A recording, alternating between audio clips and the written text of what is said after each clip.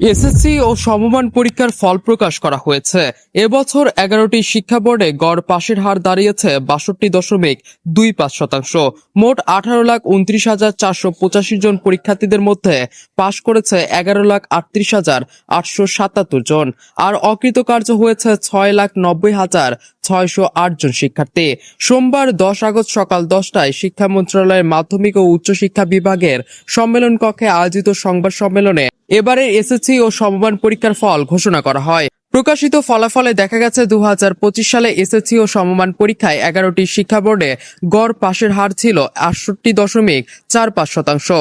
চলতি বছরে সেই হার কমে হয়েছে 62.25%। অর্থাৎ গত বছরের তুলনায় এবার পাশের হার কমেছে 6.20%। ফল প্রকাশের পর শিক্ষার্থী অভিভাবকদের মধ্যে শুরু হয়েছে ফল নিয়ে আলোচনা। যারা উত্তীর্ণ হয়েছে তারা এখন উচ্চশিক্ষার পরবর্তী ধাপের ভর্তির প্রস্তুতি নেবে, আর যারা অকৃতকার্য হয়েছে তাদের সামনে রয়েছে ফলাফল পর্যালোচনা করে পরবর্তী করণীয় ঠিক করার সুযোগ। এবারের ফলাফলে পাশের হার কমে যাওয়ায় দেশের শিক্ষা ব্যবস্থা ও শিক্ষার্থীদের প্রস্তুতি নিয়ে নতুন করে আলোচনা শুরু হয়েছে।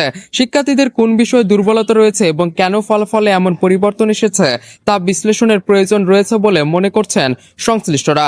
শিক্ষার্থীদের কাঙ্ক্ষিত ফল না আসার পেছনে বিভিন্ন কারণ থাকতে পারে, তাই ফলাফলকে কেন্দ্র করে হতাশ না হয়ে শিক্ষার্থীদের ভবিষ্যৎ শিক্ষা জীবনের জন্য নতুন পরিকল্পনা ও প্রস্তুতির দিকে মনোযোগ দেওয়ার পরামর্শ দেওয়া হচ্ছে। এসএসসি ও সমমানের ফল প্রকাশের মধ্য দিয়ে শেষ হয়েছে লাখো শিক্ষার্থীর দীর্ঘ অপেক্ষা। ভালো ফল করা শিক্ষার্থীদের অভিনন্দন, এবং যারা কাঙ্ক্ষিত ফল করতে পারেনি তাদের সামনে এগিয়ে যাওয়ার জন্য নতুন করে প্রস্তুতি নেওয়ার আহ্বান জানানো হচ্ছে।